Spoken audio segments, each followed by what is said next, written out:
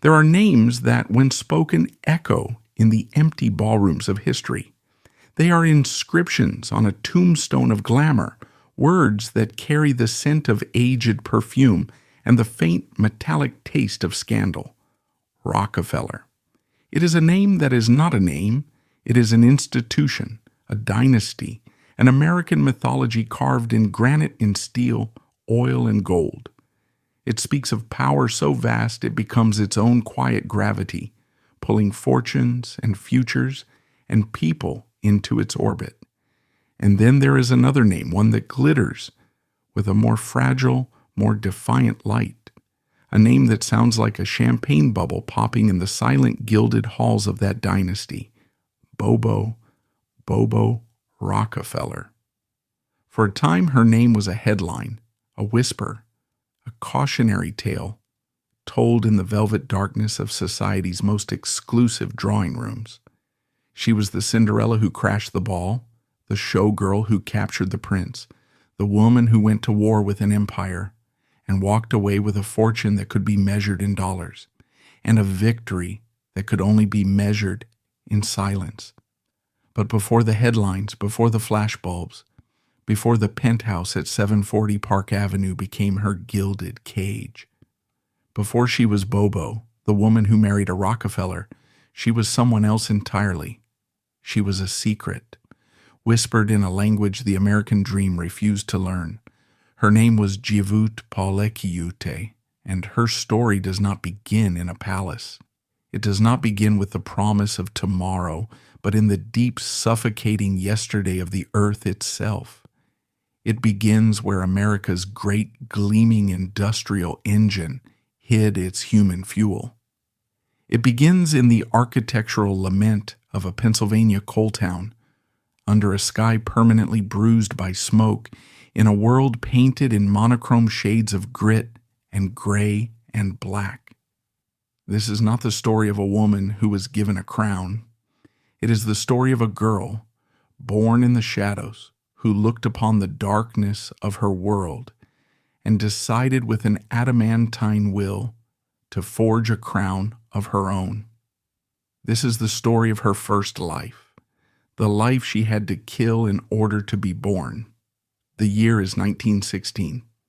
While Europe is tearing itself apart in the Great War, America is forging the steel and mining the coal that will build the century. And deep in the rugged hills of western Pennsylvania and Allegheny County, a new town has been scratched into the landscape. It is not a town that grew organically from a crossroads or a river bend. It is a town that was manufactured, Noblestown, a place conceived with the cold logic of a ledger book.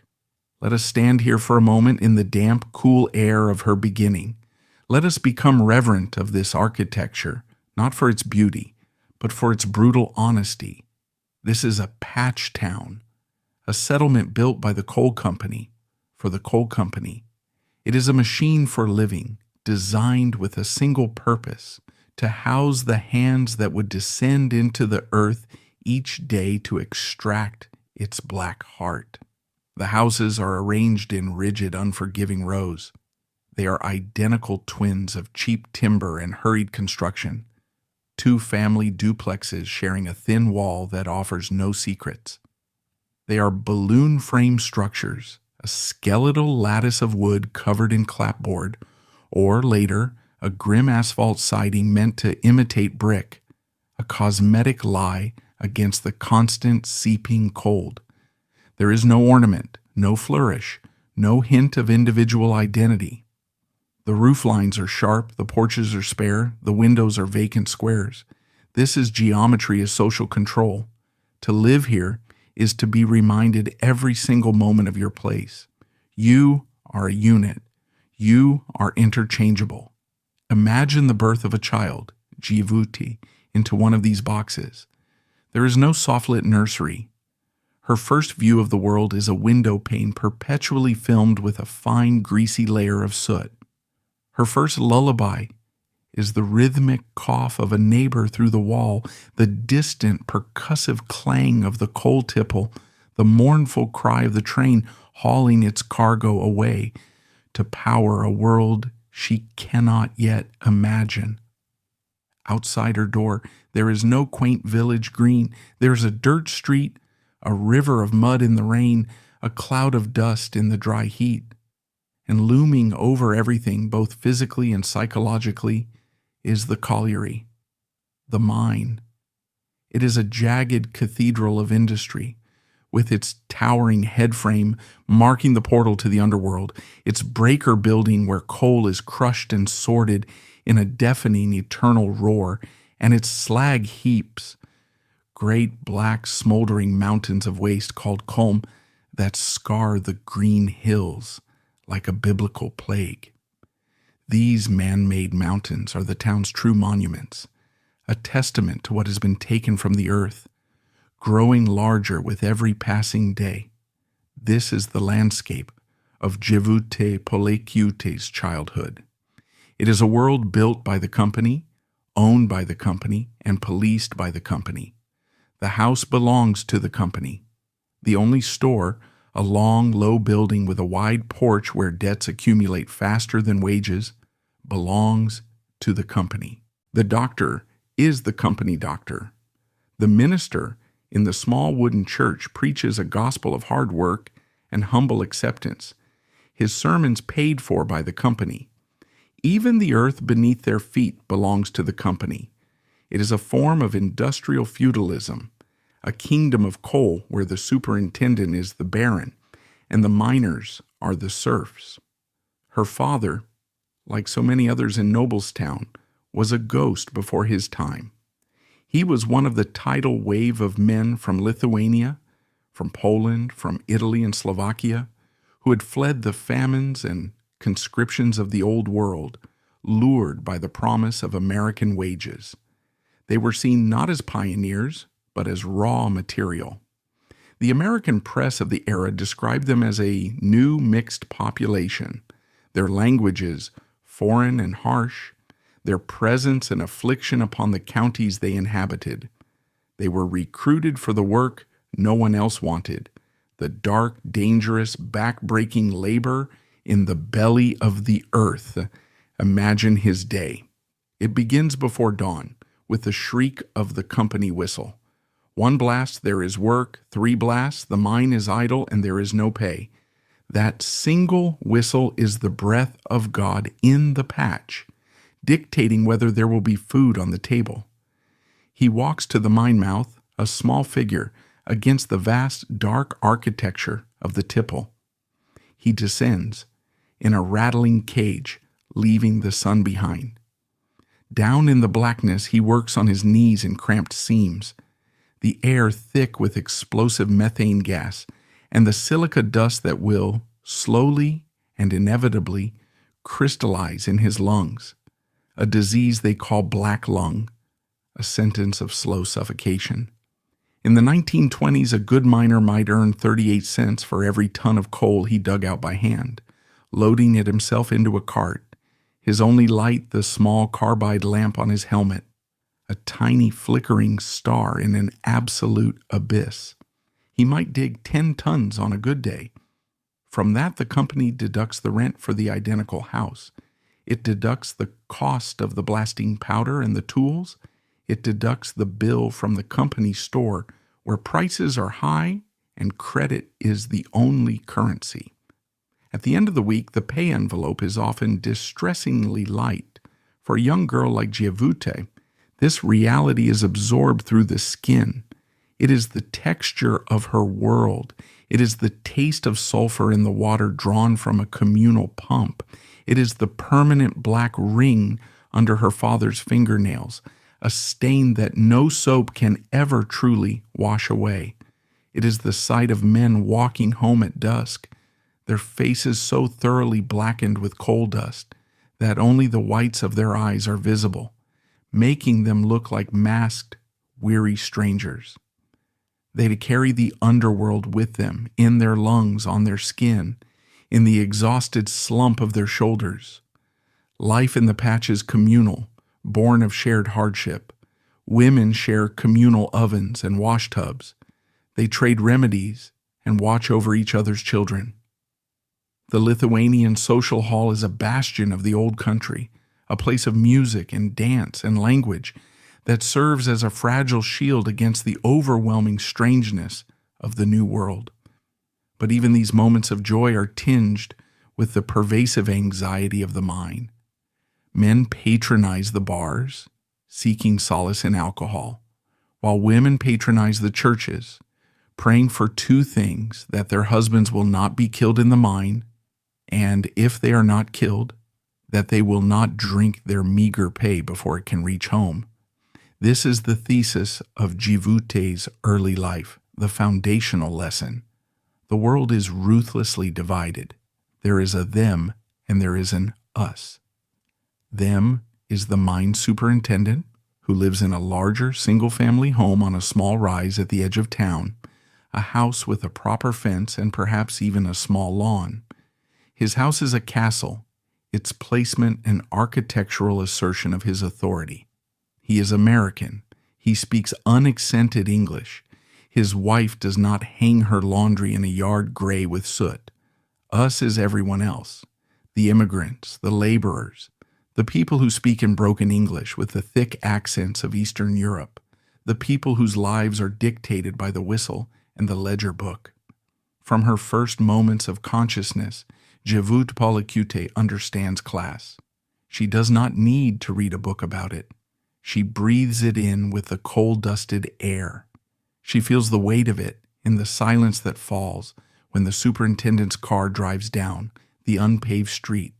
And here, in this crucible of poverty and prejudice, the critical divergence occurs. Most children of the patch saw only one future. For the boys, the path was carved in coal. When you were old enough, you became a breaker boy, sorting slate from coal in the dusty, deafening breaker building, your small fingers nimble and cheap.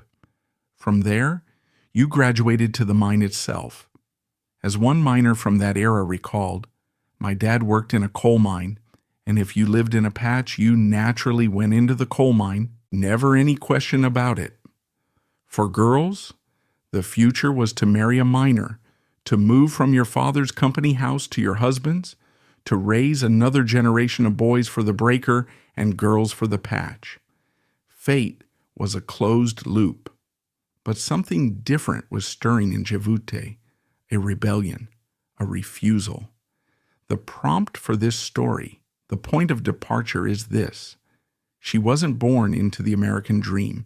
She was born in the Kwang Toi, the dark space at its edge. She wasn't taught she could be a princess, but she decided she would become one. Perhaps it was the sound of a jazz tune crackling from a neighbor's primitive crystal radio set, a melody so full of life and rhythm and freedom that it sounded like the language of a different species, or a trip to a nearby town to see a movie, to sit in the velvet darkness of a picture palace and watch stories unfold on a silver screen, stories of romance, adventure, and reinvention, stories where people escaped their circumstances and became someone new. These were not just entertainments, they were evidence that another world existed, a world that was not gray and black but technicolor, a world where your name was not a mark of your class, but a brand you could create. It was in this contrast, the brutal juxtaposition of her lived reality with the shimmering promise of this manufactured dream, that her ambition was forged. She looked at the identical houses and imagined a mansion. She looked at the soot-stained dresses of the miners' wives and imagined couture. She heard the name Paulekiute, a name that American tongues stumbled over, a name that marked her as other, and she must have instinctively understood that it was a weight holding her down. The Great Depression of the 1930s was the catalyst. For the coal industry, it was a cataclysm. As the nation's industrial heart seized up, the demand for coal plummeted. The whistles that once blew for work now fell silent for days, then weeks on end. The already precarious existence in the patch towns became an exercise in sheer survival. For many, this was the final straw. For Jievute, it was an opportunity. The world she knew was collapsing, and in that chaos there was a chance to escape. She left. We do not know the exact circumstances of her departure, but it represents the first great schism in her life. She journeyed to Chicago, another city built by industry and teeming with Lithuanian immigrants, but one that offered a wider horizon than the enclosed valleys of Pennsylvania. She was a teenager, leaving behind the only world she had ever known. She was not just moving to a new city, she was fleeing a predetermined fate. She was shedding the skin of Jievute Paulekiute, the miner's daughter. That girl and the world that created her had to die. The year is 1933. The city is hosting the Century of Progress International Exposition. It is a World's Fair dedicated to the future, a dazzling spectacle of Art Deco design, technological marvels, and corporate pavilions celebrating a new, streamlined, electrical age. For a girl from a coal town, walking through this exposition must have been like stepping onto another world, the world she had only seen in magazines and movie screens, now made real. And within this festival of the future, the Lithuanian-American community hosted an event, a beauty pageant, a chance to represent the old country in the new world. And Jievute Paulekiute, the girl from Noblestown, entered, and she won. At 17 years old, she was crowned Miss Lithuania.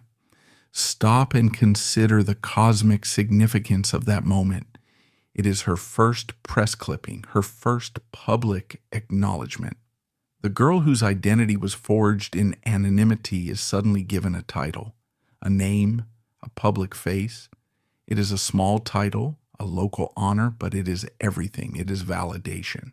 It is a key. It proves her secret theory that identity is malleable, that you can become someone else.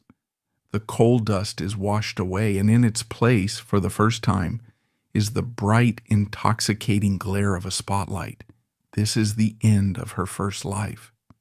She has taken the first critical step in erasing the girl from the patch town and constructing the woman the world would come to know. She would soon change her name legally, smoothing the hard ethnic edges of Jievute Paulekiute into the smooth, simple, American-sounding Barbara Paul. She would use the small fame from her title to find work as a model, an actress. She would marry a man named Richard Sears, Jr., adding a respectable Boston Brahmin surname to her collection. Each step was a calculated move away from the darkness of the mind and towards the light. But the light she was moving toward, the glittering, seductive light of Hollywood and high society, was just a different kind of furnace.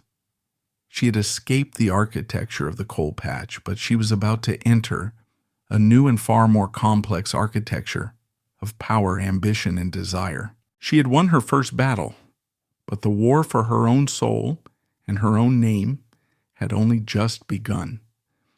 The ghost of the miner's daughter was not gone. It was merely lying in wait, a shadow of grit and memory that would follow her all the way to the marble lobby of 740 Park Avenue. There is an art form that is uniquely, almost spiritually, American. It is the art of the second act, the alchemy of reinvention. It is the belief whispered in the nation's very DNA that a person is not a fixed point but a trajectory, that you can sail away from the shore of your own birth and arrive in a new world as a new being. Nowhere was this art practiced with more devotion, more desperation, and more dazzling, heartbreaking skill than in the California sun of the 1930s and 40s. Hollywood. The name itself is a fantasy. It was not a place you simply lived in. It was a place you auditioned for. Its architecture was a spectacular lie, a city of facades. Here, a Roman Forum stood shoulder to shoulder with a dusty Western saloon. A Parisian boulevard ended abruptly at a plywood wall. The grand sound stages, those cavernous, windowless warehouses of dreams, were black boxes where light and shadow and memory could be manipulated to create realities more potent than life itself. This was the world that beckoned to the girl who had just been crowned Miss Lithuania. She had escaped one manufactured town, a town that manufactured coal. Now she aimed for another, a town that manufactured gods. She arrived not as Jievute Paulekiute, that name and the girl who wore it, had been buried in the slag heaps of Pennsylvania, but as something new, something sleeker. She arrived as Barbara Paul, and so began her first true rebirth, a transformation so total it amounted to a kind of controlled, deliberate self-erasure. This was her second life, and it would be built note by careful note, gesture by gesture, word by word. Let us begin with the name. It is the cornerstone of any new identity. The prompt for this chapter of her life is devastatingly precise. Her name didn't just change to be easier to say, it changed to be easier to live. Consider the weight of Jievute Paulekiute. Say it aloud. It carries the history of another continent, the earthy, consonant-heavy texture of the Baltic. In the melting pot of America, which often felt more like a blast furnace, such a name was an anchor. It was a flag of otherness. It told the casting director, the maitre d', the society hostess, everything they needed to know before you even spoke a word. It smelled of cabbage and coal smoke. It designated you as one of them, the immigrants, the laborers, the perpetual outsiders looking in. It was a name to be overcome. And so Barbara Paul was born. Observe the genius of its construction. It is an act of perfect camouflage. Barbara is classical, sturdy, unimpeachably Anglo-Saxon. Paul is clipped, concise, and utterly anonymous. The name is a blank canvas. It has no accent, no history, no baggage. It is a name that could belong to anyone from anywhere. It asks no questions and offers no stories. It is the sound of assimilation. It is a name designed not to be noticed, but to be accepted without a second thought. It was the key to open the first door. But Barbara Paul was a tool. It was a passport. It was not the destination. Inside, the woman named Barbara Paul, the soul of Jievute, with all its fierce, diamond-hard ambition, was forging something else, something far more brilliant and memorable. She resurrected a nickname, Bobo. It seems on the surface almost childish, a piece of fluff, but it is a work of subtle genius. Where Barbara Paul was designed to blend in, Bobo was designed to stand out, but only once you were already in the room. It is playful, intimate, and disarmingly simple. It strips away the formality of Barbara, making it feel warm and approachable. Yet, it possesses a kind of chic, modern brevity. It sounds like a secret whispered between friends. It is a name that invites you in, a name you feel you already know. In a world of intimidating Garbos and Dietrichs, Bobo was effervescent and easy. It was a brand. And so began the paradox of her existence. She adopted a public name, Barbara Paul, to erase her past, and then adopted a private nickname, Bobo, as her true public face. This was the magnificent shell the prompt speaks of, a shell built of layers, the hard outer layer of an assimilated American name, and the polished, gleaming inner layer of a name so charmingly unique it could not be forgotten. In a stratified world, as the axiom states, every woman must build a shell to survive. Bobo was building a palace. With the names in place, the rest of the architecture of the self could be constructed. This was not a matter of luck. It was a curriculum. It was a full-time job. The young woman who had known only the stooped postures of weary miners and their wives now had to learn the language of the body as spoken by the elite. She studied the way society women entered a room. Head high, shoulders back, a glide rather than a walk. She watched how they held a cocktail glass, how they lit a cigarette, how they laughed, a controlled musical sound from the chest, not a hearty laugh from the belly. And the voice. The voice was paramount. The accent of Western Pennsylvania, with its flat vowels and traces of Slavic cadence, had to be ruthlessly sanded away. She would have spent countless hours in front of a mirror, practicing the clipped, precise transatlantic accent that was the telltale sign of a finishing school education. It was the unofficial language of the American aristocracy and the silver screen. It was an accent that belonged to no specific place and therefore suggested you could belong anywhere you chose. Each word was a performance. Each sentence, a carefully constructed piece of music designed to mask her origins. She found work, not stardom, not yet. The life of a hopeful actress in the 1930s and 40s was another kind of assembly line. She became a model, a mannequin, as they were called then. Her tall, elegant frame a perfect canvas for the fashions of the day, and she became a bit part player in the studio system. Look closely at the crowd scenes in the frothy musicals and gangster pictures of the era, and you might see her for a fleeting second, an anonymous party guest, a dancer in a chorus line, a face in the crowd. To be an extra, a contract player on the lowest rungs, was to understand the machinery of Hollywood from the factory floor. You would report to the studio gate before dawn, pass through the stucco arches of Paramount or MGM, monumental entrances designed to look like Roman temples, portals to Olympus. Inside you were herded through wardrobe and makeup, transformed into whatever the day's production schedule demanded. The work was long, tedious, and fiercely competitive. Hundreds of beautiful young women, all with the same desperate hope in their eyes, vied for a single line of dialogue, for a reaction shot that might get them noticed by a director or producer. The architecture of the studio backlot was a constant lesson in her own project. She walked down a street that was pure New York brownstone on the front and a skeleton of raw lumber and scaffolding on the back. It was a world of beautiful, convincing surfaces with nothing behind them. She was learning not just how to act in a film, but how to act in life. She was building her own facade, ensuring that no one could ever see the raw scaffolding of her past. She was surrounded by illusion, and she was becoming its master practitioner. This life was a grind. It was a world away from the coal patch, but it had its own forms of dust and grime. The dust of crushed dreams, the grime of casual cruelty and compromise. It was a lonely existence, filled with fleeting acquaintances and professional jealousies. But it was also her university. She was studying power. She observed how men in charge moved, how they talked, how they wielded their influence.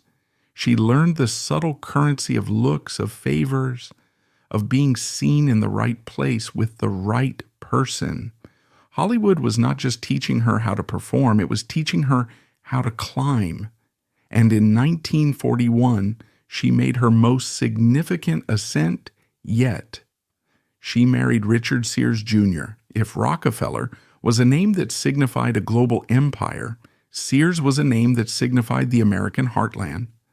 Richard Sears was the grandson of the founder of Sears, Roebuck and Courtroom, the legendary company that had changed the face of American commerce with its mail-order catalog, a book that was, for millions, a Bible of aspirations, a wish list of what a modern American life could contain. This marriage was a masterpiece of strategy. Richard Sears Jr. was Boston society, a world even older, quieter, and in some ways more impenetrable than the new money of Hollywood. The marriage to him was Bobo's graduation. She was no longer Barbara Paul, the struggling actress. She was now Mrs. Barbara Paul Sears. The name was her new armor. It gave her legitimacy. It gave her a social position that could not be earned on a studio backlot. She entered a new architectural and social landscape. The temporary sets of Hollywood were replaced by the permanent, formidable architecture of East Coast old money, the Georgian brick townhouses of Boston's Beacon Hill, the sprawling summer cottages of the North Shore, the exclusive clubs where business was conducted in hushed tones over brandy and cigars. This was a world of inherited taste, of quiet ritual, of codes of conduct that were never written down but were ruthlessly enforced. For a woman who had taught herself how to walk, talk, and dress, this was the final exam. She had to navigate the treacherous currents of family expectations and social scrutiny. She was still an outsider, a former model, an actress with a murky past, married into a Brahmin family. But her years of study had prepared her. She had the name, she had the polish, and she had her own indomitable will. She performed the role of the society wife with the same discipline she had applied to everything else. Her face and name began to appear not in casting notices, but in the society columns of Walter Winchell and Charlie Knickerbocker. She was photographed at charity balls, at racetracks, at theater openings. She had successfully transitioned from being a face in the crowd to being one of the faces the crowd watched. The transformation was nearly complete. Jievute Paulekiute was now a ghost, a story so deeply buried it seemed it had never existed. In her place was Bobo, the beautiful, charming wife of a Sears heir, a woman who moved with grace and confidence through the highest circles of American society. She had done it. The girl from the coal patch had clawed her way out of the darkness. She had built her magnificent shell, piece by gleaming piece. She had a new name, a new voice, a new face, a new life. By the mid-1940s, she had achieved a level of security and status that would have been utterly unimaginable to the child watching her father trudge home, his face black with coal. She had won, but victory in one arena only positions you for a battle in another. The shell she had created, this persona of Bobo, was perfect. But a perfect shell can also be a perfect prison. It has to be maintained, polished, and defended at all times. And what happens when a force of nature, an elemental power, collides with even the most perfect creation? Sometime after the war, her marriage to Richard Sears ended. And at a party, a world away from both the coal mines of Pennsylvania and the sound stages of Hollywood, she was introduced to a man who was shy, awkward, and possessed of a restlessness that mirrored her own. A man who carried a name that was not just a name, but a symbol of power itself. A name that could buy and sell worlds. His name was Winthrop Rockefeller. The carefully constructed world of Bobo Paul, the socialite, was about to be tested by the gravitational pull of a dynasty. Her second life was about to end, and her third, the one that would make her a legend, was about to begin. The actress was about to step onto her biggest stage yet, for a role that would demand everything she had and more. In the intricate social geology of America, all wealth is not created equal. There are layers, strata, ancient seabeds of fortune, compressed into foundations of power. The name she had just shed, Sears, was a formidable layer. It was the wealth of commerce, of the vast American middle class, a fortune built on catalogs that sold the dream of a comfortable life. It was a respected name, a solid name. It was a mansion. But Rockefeller was a tectonic plate. It was not a name that belonged to the landscape. It was the name that created the landscape. It was the wealth of oil, yes, but by the mid-20th century, that oil had been transmuted into something far more potent. It had become the bedrock of modern philanthropy, of medicine, of art, of international policy.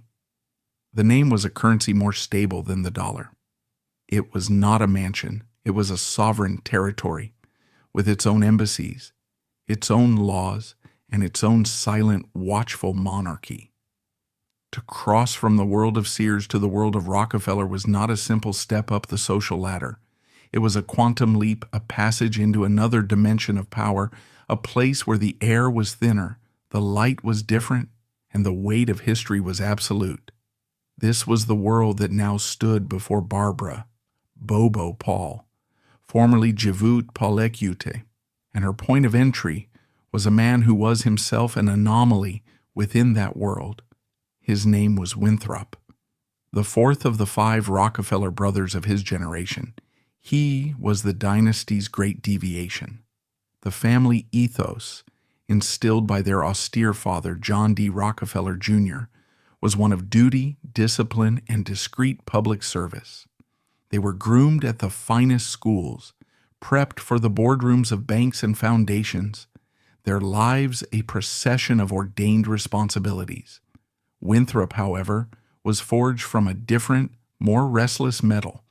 He struggled at Yale, a world of cloistered privilege he found suffocating, and eventually dropped out to work as a common roughneck in the Texas oil fields, seeking a visceral reality far from the perfumed air of his upbringing. When the Second World War came, he did not seek a safe officer's commission. He enlisted as a private in the Army. He fought at Okinawa, earning a Bronze Star and a Purple Heart in some of the most brutal combat of the Pacific Theater. For a woman who had taught herself how to walk, talk, and dress, this was the final exam. She had to navigate the treacherous currents of family expectations and social scrutiny. She was still an outsider, a former model, an actress with a murky past married into a Brahmin family. But her years of study had prepared her. She had the name, she had the polish, and she had her own indomitable will. She performed the role of the society wife with the same discipline she had applied to everything else. Her face and name began to appear not in casting notices, but in the society columns of Walter Winchell and Charlie Knickerbocker. She was photographed at charity balls, at racetracks, at theater openings. She had successfully transitioned from being a face in the crowd to being one of the faces the crowd watched. The transformation was nearly complete. Jievute Paulekiute was now a ghost, a story so deeply buried it seemed it had never existed. In her place was Bobo, the beautiful, charming wife of a Sears heir, a woman who moved with grace and confidence through the highest circles of American society. She had done it. The girl from the coal patch had clawed her way out of the darkness. She had built her magnificent shell piece by gleaming piece. She had a new name, a new voice, a new face, a new life. By the mid-1940s, she had achieved a level of security and status that would have been utterly unimaginable to the child, watching her father trudge home, his face black with coal. She had won. But victory in one arena only positions you for a battle in another. The shell she had created, this persona of Bobo, was perfect. But a perfect shell can also be a perfect prison. It has to be maintained, polished, and defended at all times. And what happens when a force of nature, an elemental power, collides with even the most perfect creation? Sometime after the war, her marriage to Richard Sears ended, and at a party, a world away from both the coal mines of Pennsylvania and the sound stages of Hollywood, she was introduced to a man who was shy, awkward, and possessed of a restlessness that mirrored her own, a man who carried a name that was not just a name, but a symbol of power itself, a name that could buy and sell worlds. His name was Winthrop Rockefeller. The carefully constructed world of Bobo Paul, the socialite, was about to be tested by the gravitational pull of a dynasty. Her second life was about to end, and her third, the one that would make her a legend, was about to begin. The actress was about to step onto her biggest stage yet for a role that would demand everything she had and more. In the intricate social geology of America, all wealth is not created equal. There are layers, strata, ancient seabeds of fortune compressed into foundations of power. The name she had just shed, Sears, was a formidable layer. It was the wealth of commerce, of the vast American middle class, a fortune built on catalogs that sold the dream of a comfortable life. It was a respected name, a solid name. It was a mansion. But Rockefeller was a tectonic plate. It was not a name that belonged to the landscape. It was the name that created the landscape. It was the wealth of oil, yes, but by the mid-20th century, that oil had been transmuted into something far more potent. It had become the bedrock of modern philanthropy, of medicine, of art, of international policy. The name was a currency more stable than the dollar. It was not a mansion. It was a sovereign territory with its own embassies, its own laws, and its own silent, watchful monarchy. To cross from the world of Sears to the world of Rockefeller was not a simple step up the social ladder. It was a quantum leap, a passage into another dimension of power, a place where the air was thinner, the light was different, and the weight of history was absolute. This was the world that now stood before Barbara Bobo Paul, formerly Jievute Paulekiute, and her point of entry was a man who was himself an anomaly within that world. His name was Winthrop. The fourth of the 5 Rockefeller brothers of his generation, he was the dynasty's great deviation. The family ethos instilled by their austere father, John D. Rockefeller, Jr., was one of duty, discipline, and discreet public service. They were groomed at the finest schools, prepped for the boardrooms of banks and foundations. Their lives a procession of ordained responsibilities. Winthrop, however, was forged from a different, more restless metal. He struggled at Yale. A world of cloistered privilege he found suffocating, and eventually dropped out to work as a common roughneck in the Texas oil fields, seeking a visceral reality far from the perfumed air of his upbringing. When the Second World War came, he did not seek a safe officer's commission. He enlisted as a private in the Army. He fought at Okinawa, earning a Bronze Star and a Purple Heart in some of the most brutal combat of the Pacific Theater. He had seen life and death stripped of all pretense. Winthrop Rockefeller was a man who carried a name synonymous with unimaginable privilege, but whose soul yearned for something authentic. He was the maverick, the Rockefeller who felt the gilded cage of his own name more acutely than any of his brothers. And then he met Bobo. Consider what he must have seen. He, a man trying to escape the confines of an identity that had been given to him at birth. And she, a woman who had, through sheer force of will, created an identity from thin air. She was not a pale, timid society heiress, bred in a greenhouse of inherited status. She was a masterpiece of her own design. Her elegance was not inherited, it was learned, practiced, perfected. Her confidence was not the quiet assurance of someone who had never been challenged. It was the hard-won poise of a survivor who had faced down every challenge and won. She possessed a vitality, a spark of defiant life that had been systematically bred out of the women in his own circle. Their courtship was a collision of 2 equal and opposite forces. For him, she was an escape from the predictability of his world. She was life itself, unfiltered and unapologetic. For her, he was the final destination. He was the ultimate validation of her entire life's project. Their connection was, by all accounts, genuine. A lonely prince and a brilliant survivor who found in each other a solace they could not find anywhere else. But a Rockefeller does not court in a vacuum. He courts under the immense, watchful eye of the family. And to this family, this institution, Bobo was not a charming individual. She was a problem of classification. She was a variable they could not control.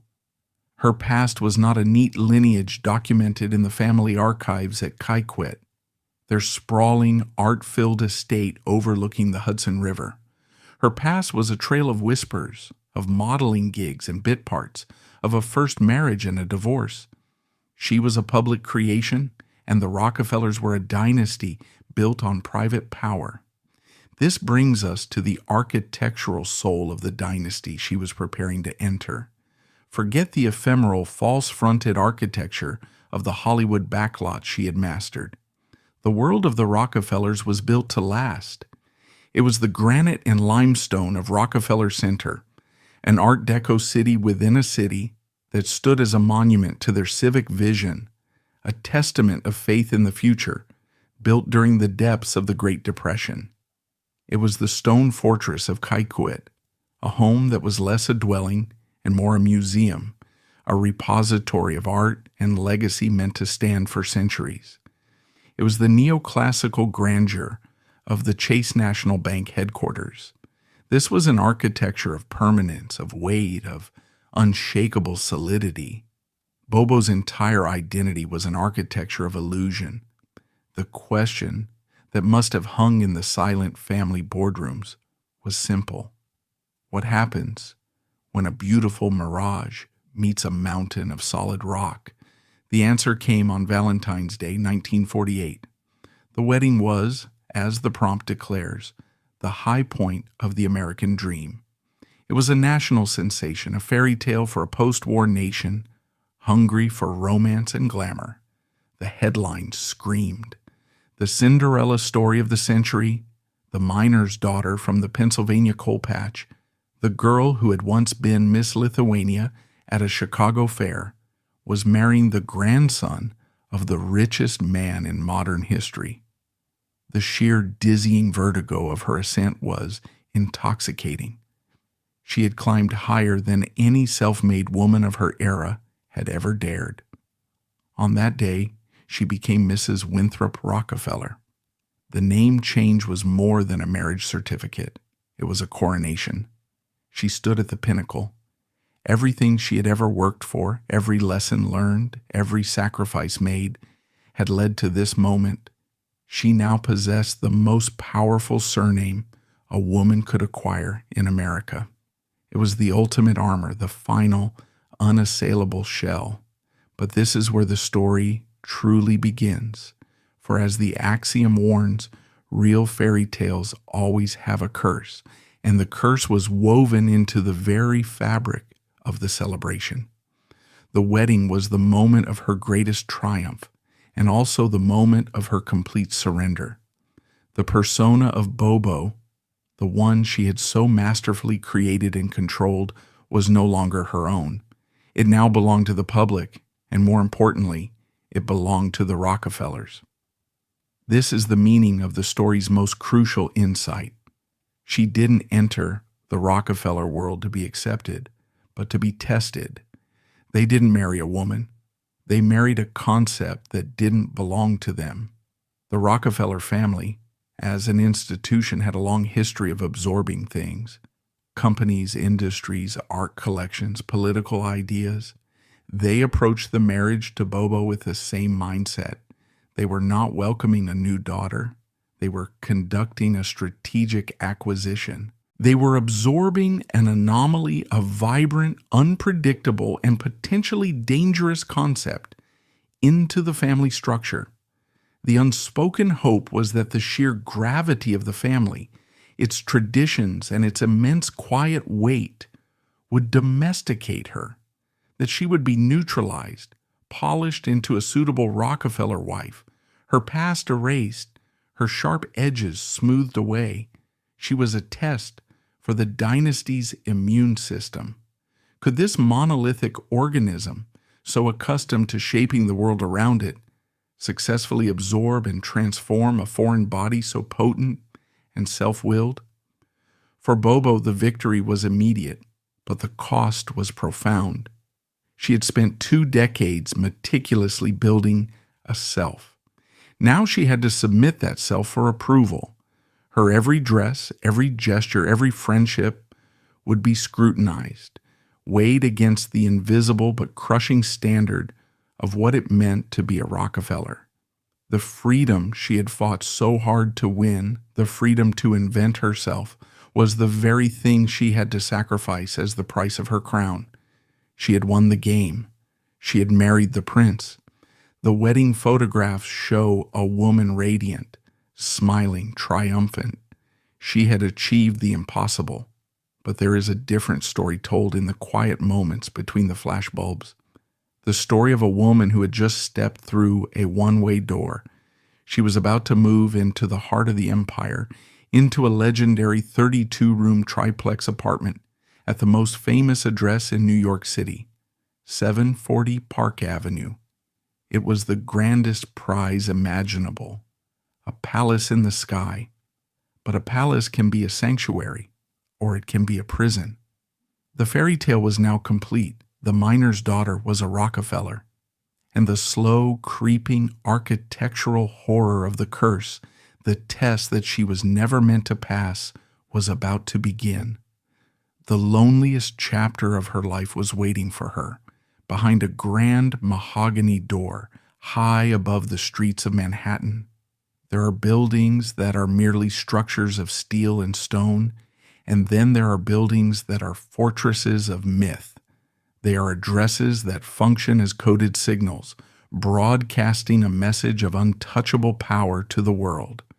In the mid-20th century, no address broadcasted a clearer signal than 740 Park Avenue. It was not simply an apartment building, it was a citadel. The limestone-clad Art Deco masterpiece designed by the architect of the aristocracy, Rosario Candela, was known by a simple, chilling name, the Tower of Power.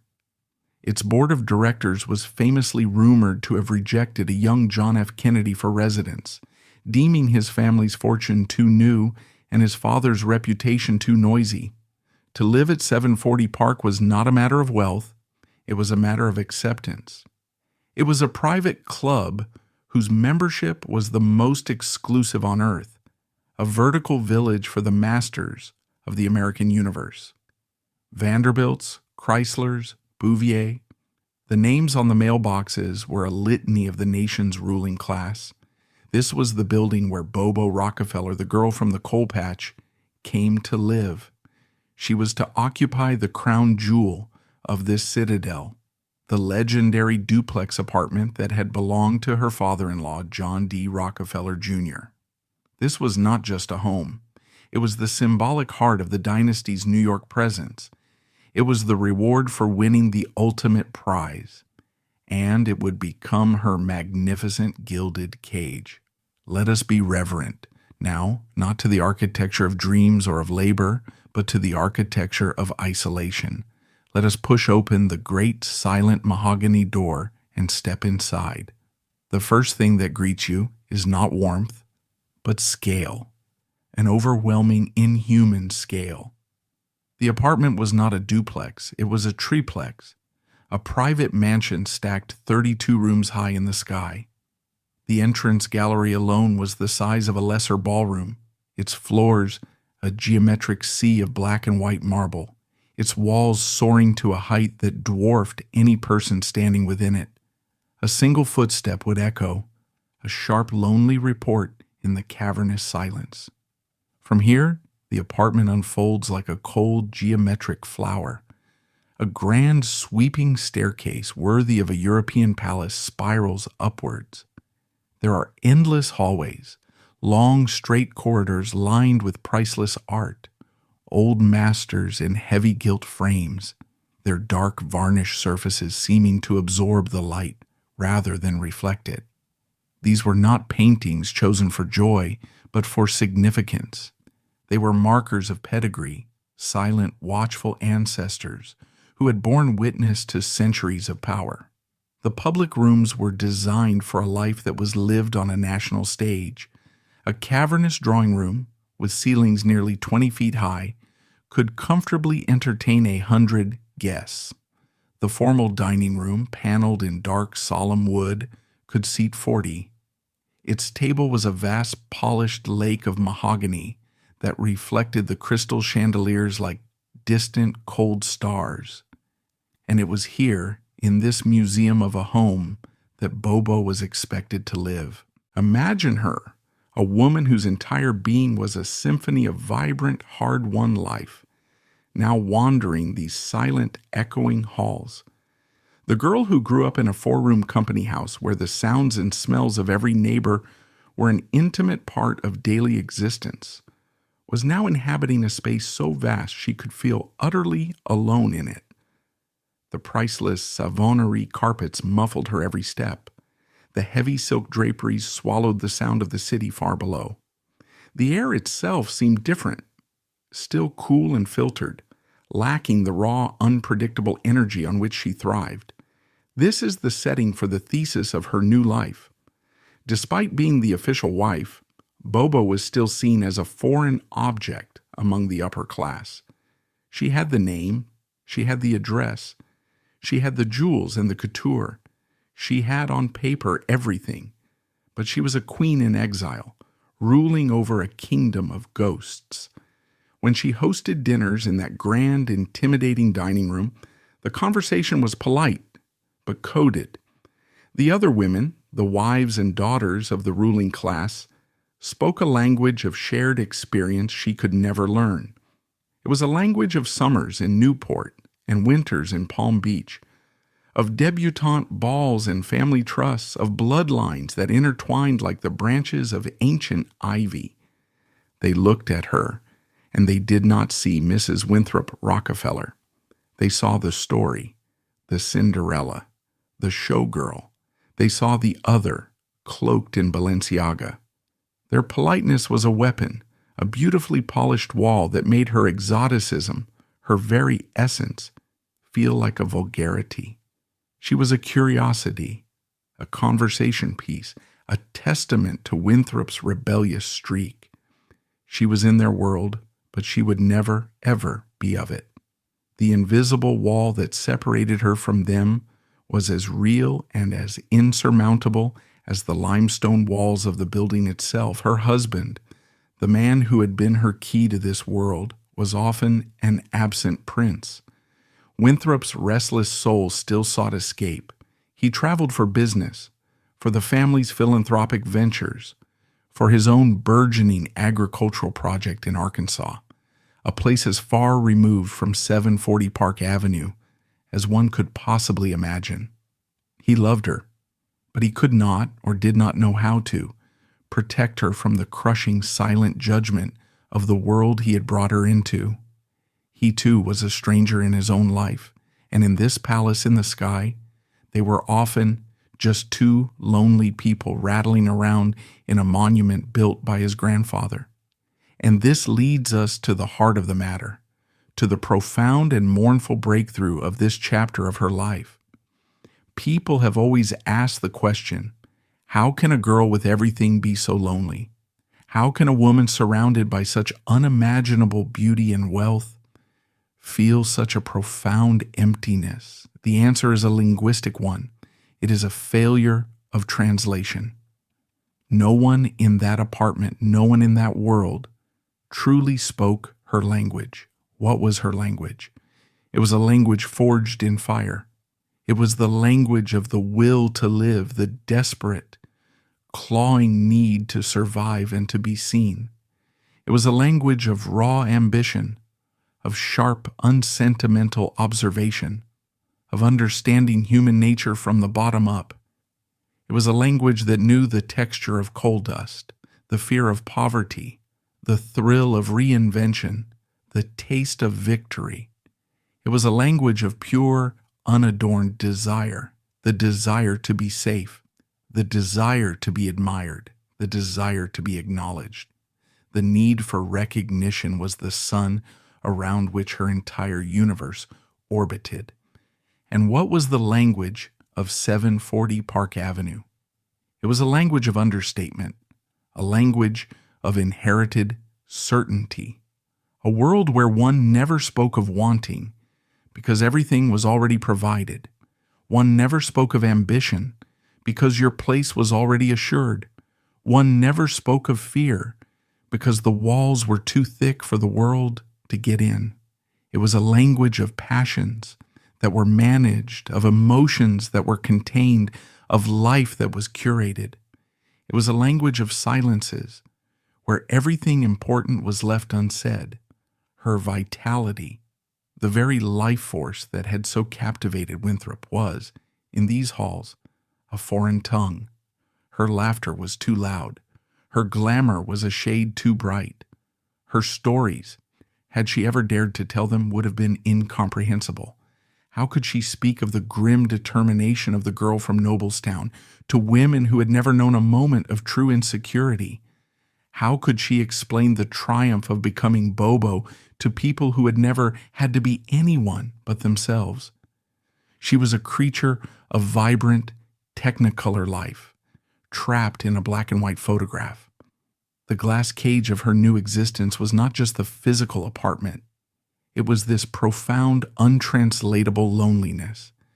It was the slow, dawning horror of realizing that you have achieved your wildest dream, only to find that you have to live inside it, utterly and completely alone. The girl who had fought so hard to be seen was now in a place where no one was capable of truly seeing her.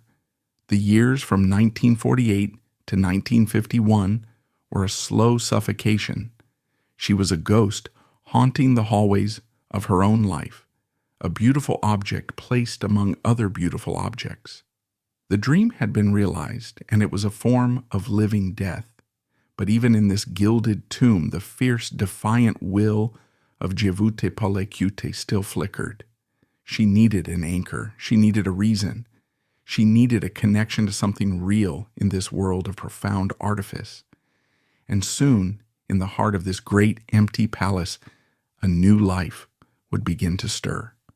A life that would be her last, best hope for meaning, for love, and for a permanent claim on the dynasty that threatened to erase her.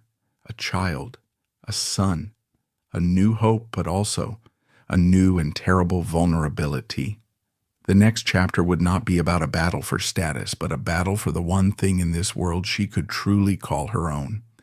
The architecture of 740 Park Avenue was an architecture of endings.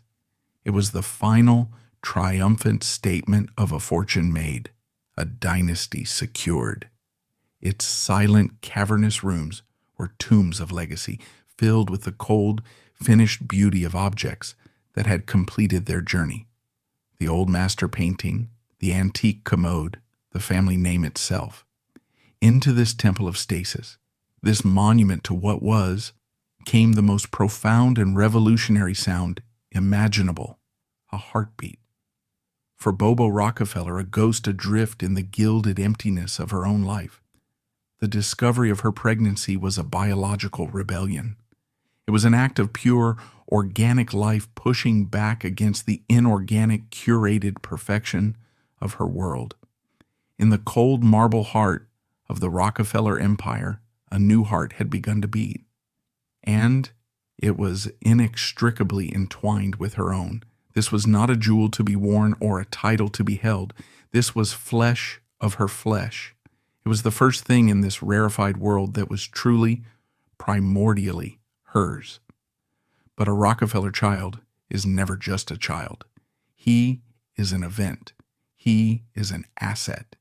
He is the next link in a chain forged a century before by the first John D. A new birth was not merely a domestic joy. It was a dynastic maneuver. It was the concern of the family, the trustees, the lawyers, the entire institutional apparatus that surrounded and protected the Rockefeller name. The legacy of this family was its own form of architecture, an intricate structure of bloodlines, trusts, and foundational charters, all designed to perpetuate the family's mission into eternity. The news of a coming heir, a son, was the news of a new pillar being lowered into that foundation. And the immense weight of that pillar, the expectations, the duties, the preordained future, would rest on the small shoulders of the infant from the moment he drew his first breath. Bobo, the ultimate outsider, understood this with the chilling clarity of a survivor. She knew that this child, her child, would also be their child. He would belong to the mythology. And this knowledge transformed her existence. The aimless, lonely wandering through the 32-room labyrinth was over. Every action now had a purpose. Every day was a step toward the birth of her anchor, her justification, her shield. On September 17, 1950, Winthrop Paul Rockefeller was born. In that moment, Bobo achieved her most profound and undeniable triumph. After a lifetime of invention, of constructing a persona, of performing a role, this was an act of pure, unassailable reality. She had not acquired this. She had not married this. She had created this. She had given the Rockefeller dynasty its next male heir.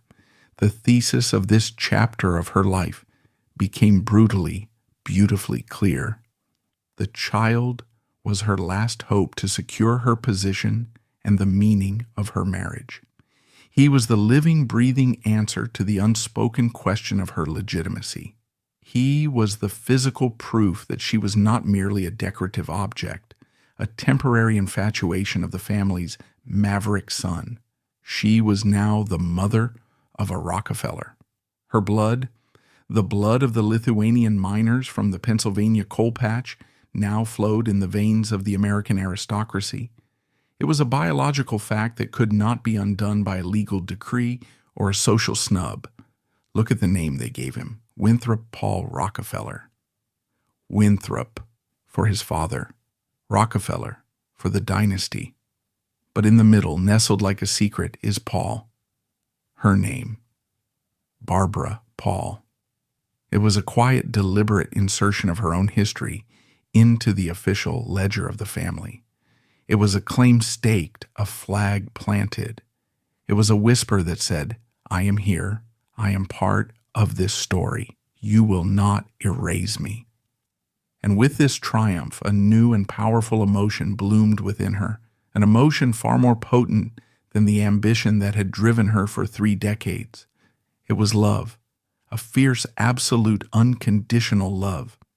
But in the cold climate of her world, this love was born with a dark twin, fear. One love, one fear.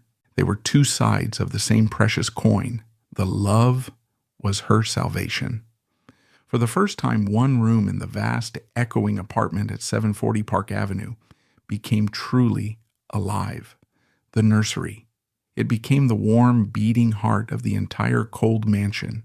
Here, surrounded by the soft pastels of a world made for a child, Bobo could shed the armor of the socialite.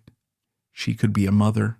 Imagine her holding her son in the quiet hours of the night, the distant hum of Park Avenue far below, the silent, judgmental portraits of long-dead Rockefellers forgotten down the hall. In these moments, she was not a Cinderella or a showgirl.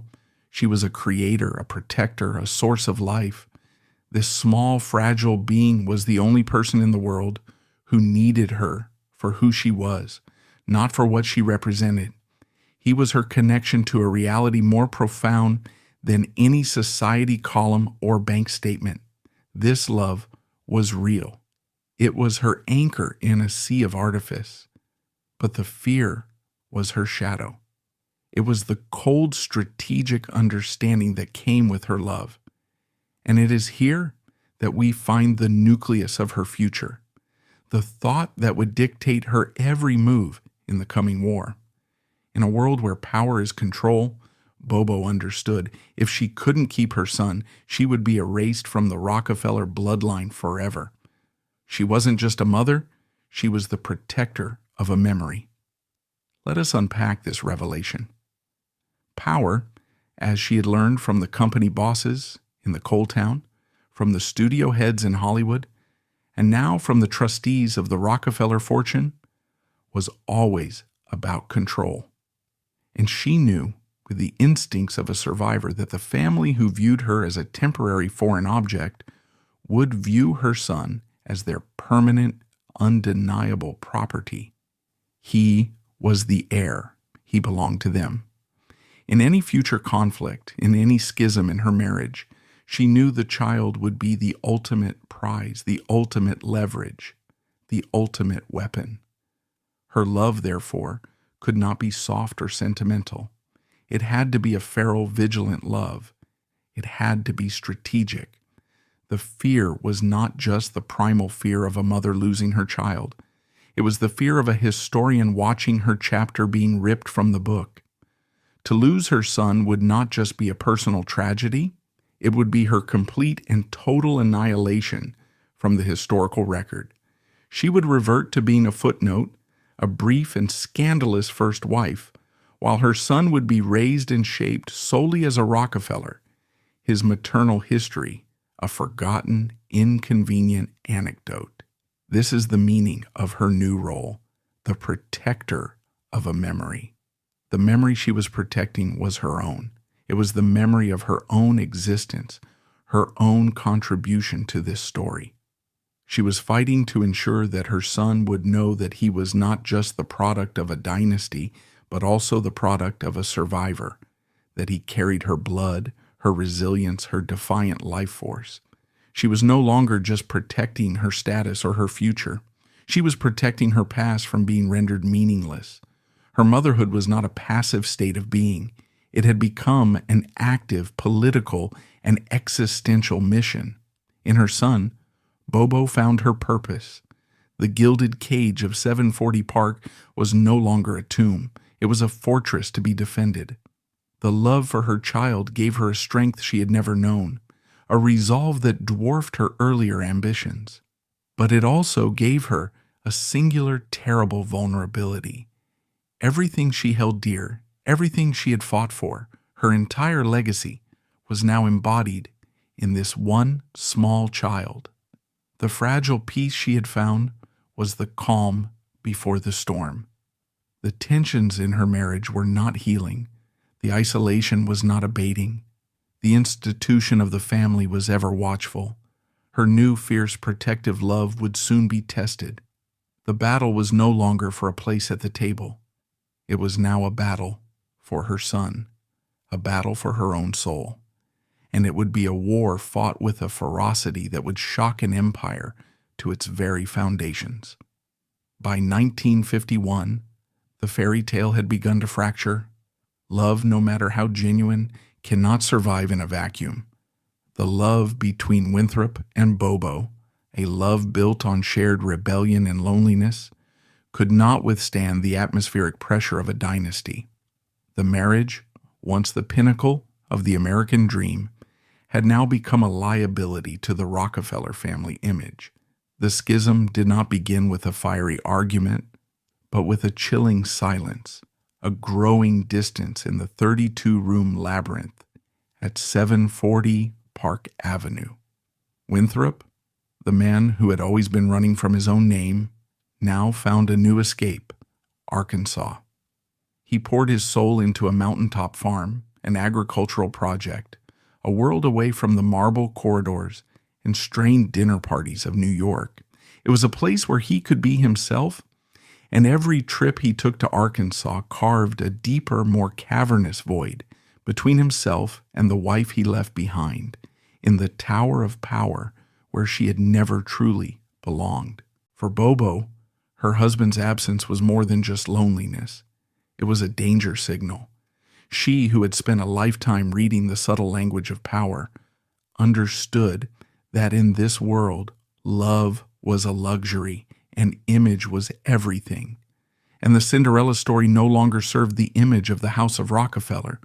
She was no longer a romantic conquest. She had become a strategic error, an anomaly that required correction. And here, the cruel thesis of this chapter reveals itself. Once the fairy tale no longer served the family's image, she was pushed out of the frame. The separation, when it came, was not a decision made between a husband and a wife. It was orchestrated like a board meeting. The architecture of power was no longer the stone walls of Kykwit or the grand rooms of 740 Park. It had moved to the oak-paneled law offices of downtown Manhattan, where decisions were made not on emotion, but on the cold calculation of risk and reward. Bobo was systematically pushed out of the picture. She was no longer invited to family functions. The whispers in high society grew louder, more venomous. She was no longer Mrs. Rockefeller. She was reverting to Bobo. But this time, the name carried not a sense of charm, but the scent of scandal.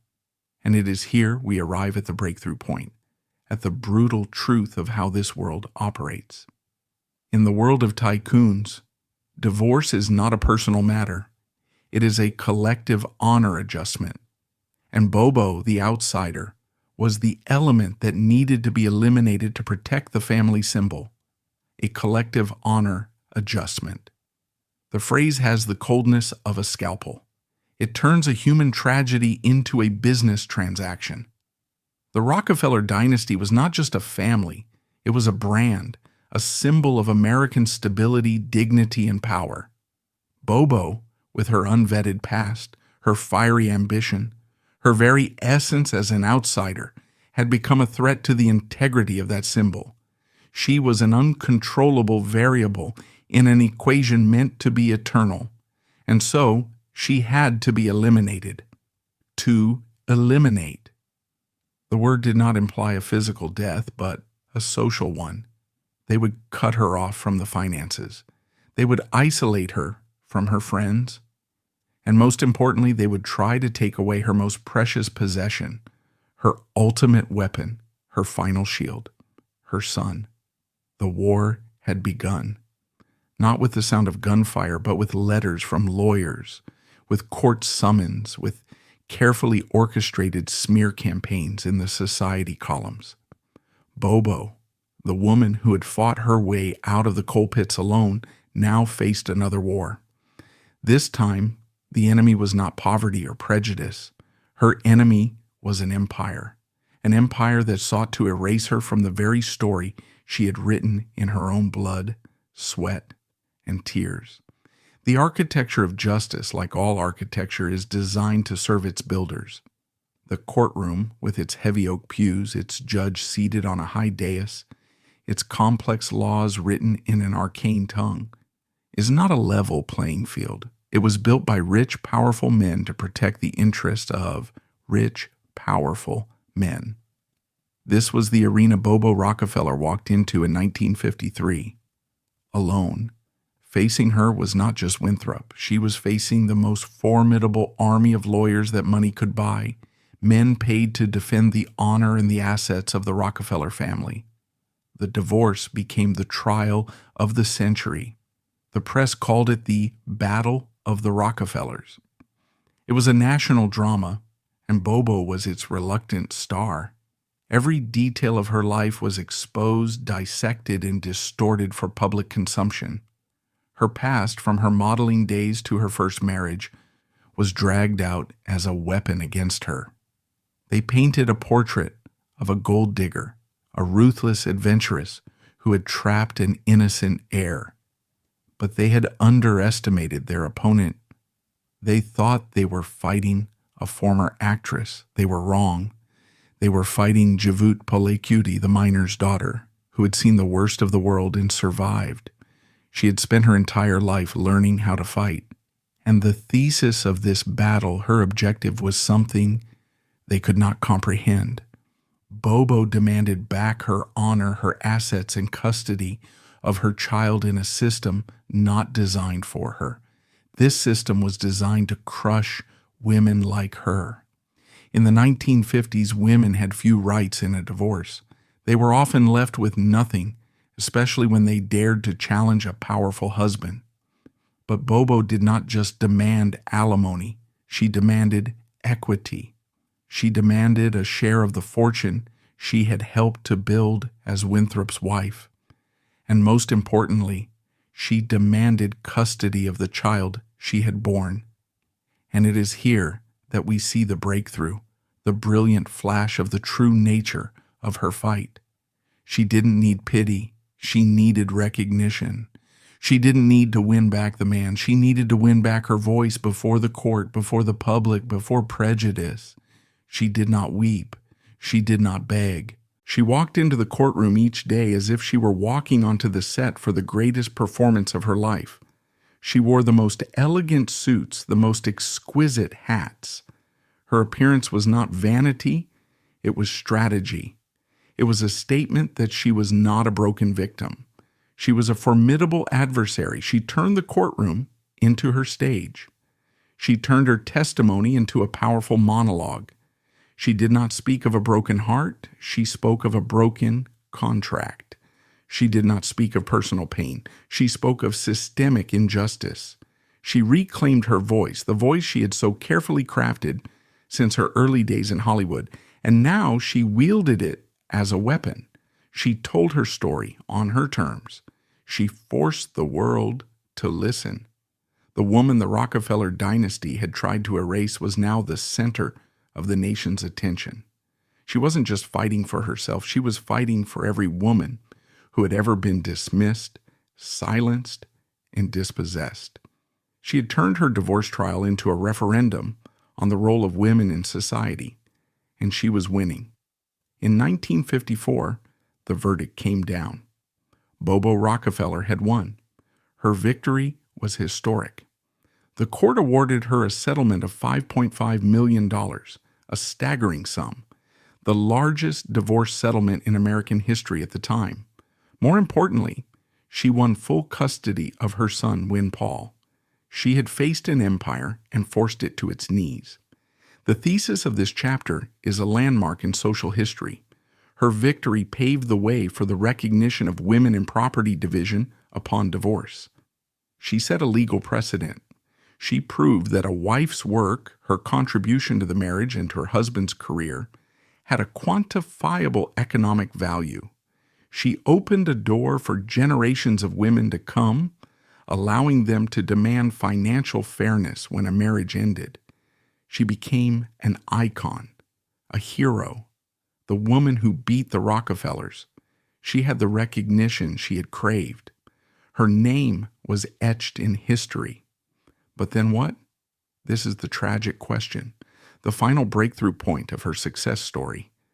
That victory locked her into the only remaining role, the woman who once beat Rockefeller.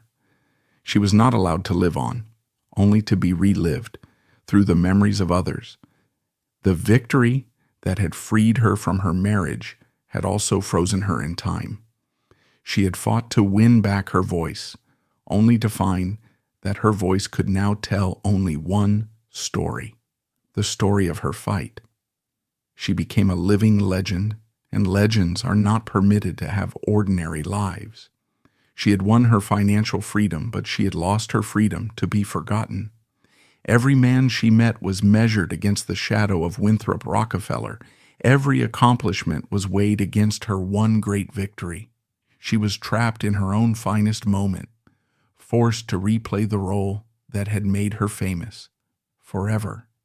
The gilded cage of 740 Park Avenue had been replaced by another more subtle cage, the cage of her own myth. She had won the war for her identity, only to have that identity reduced to a single sensational headline. She had escaped one prison, only to walk into a museum where she was the main exhibit, permanently displayed in a glass case marked victory. The years that followed passed in wealth and seclusion. Bobo Rockefeller never remarried. She lived alone, raised her son, and fiercely guarded her privacy. She had become a ghost in her own life, a reclusive legend.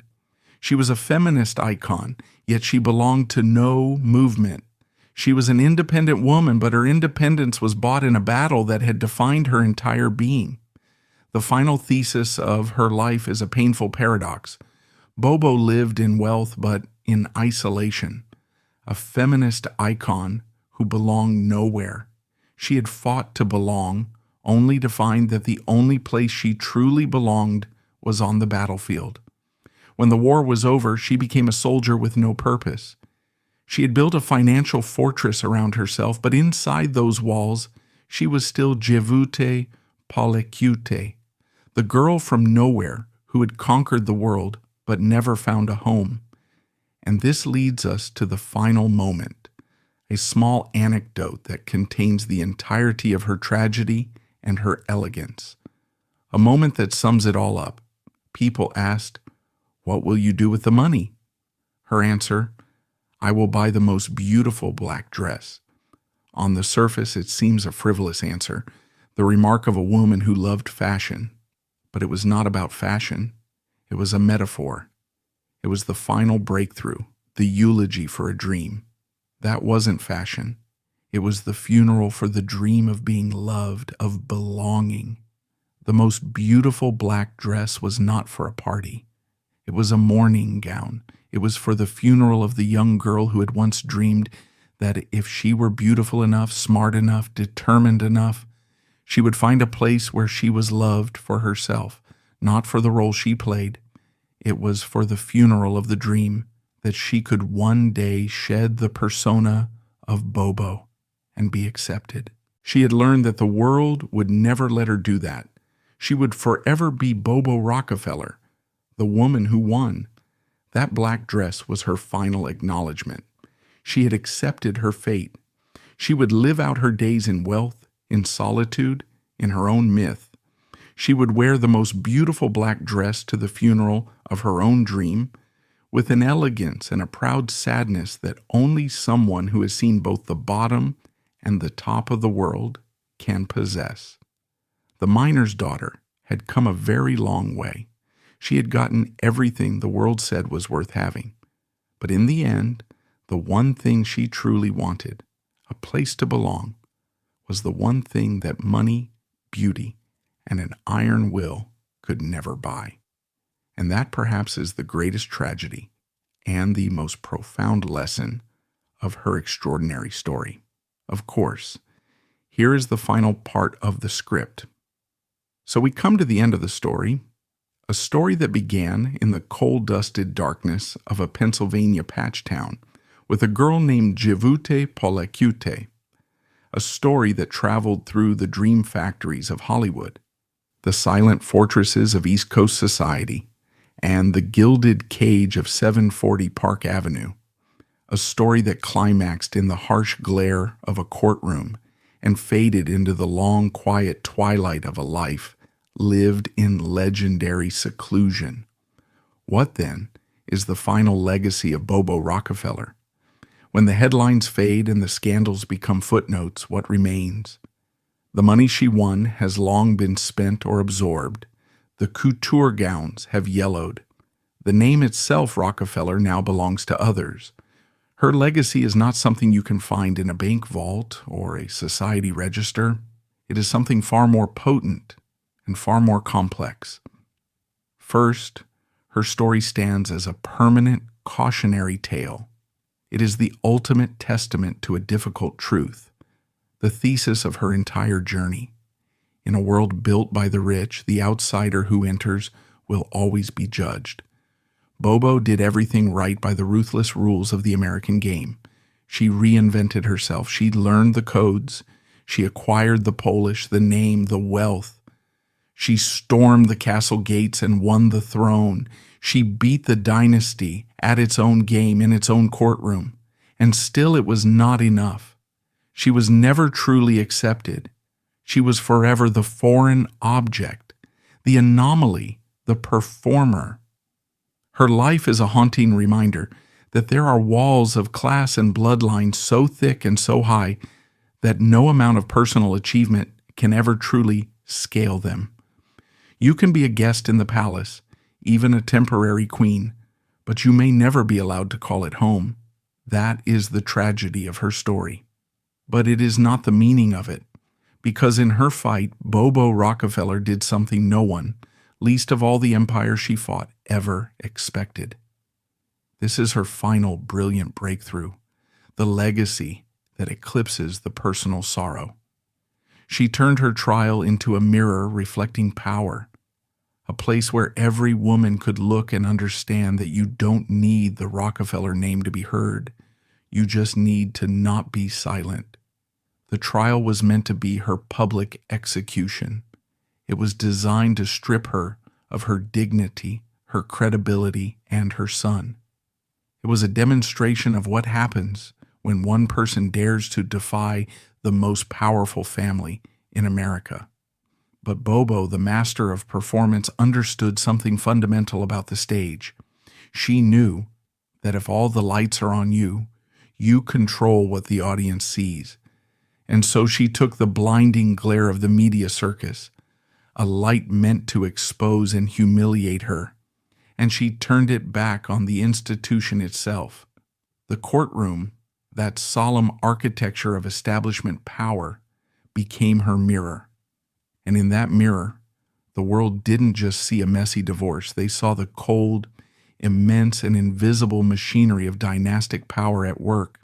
They saw the playbook of how the rich and powerful close ranks to protect their own, how they use the law and the press to crush an inconvenient individual.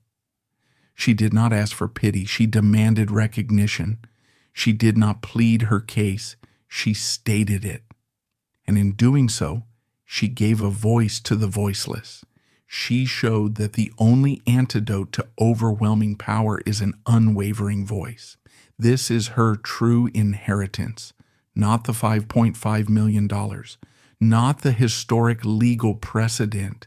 It is the simple revolutionary idea that your story is yours to tell, that you do not need permission to speak, that silence is a choice, and that to speak, even when your voice shakes, is an act of power.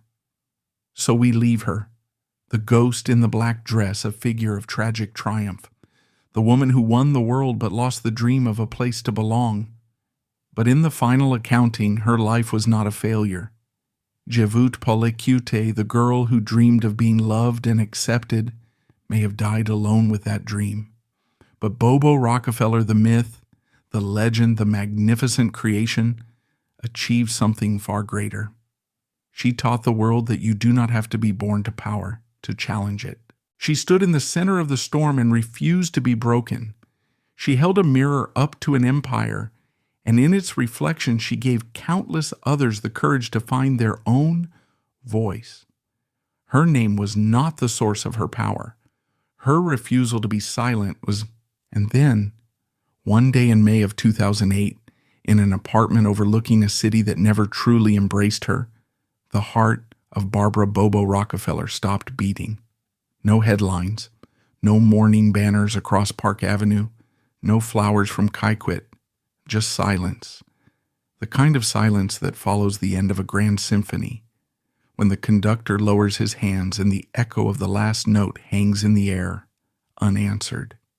She died as she had lived, not in the world that made her, not in the world she fought to enter, but in the space in between, forgotten by the dynasty, remembered by the myth. Jievute Paulekiute was born in a house built by coal. Bobo Rockefeller died in a palace built by oil, and in the end, she belonged fully to neither.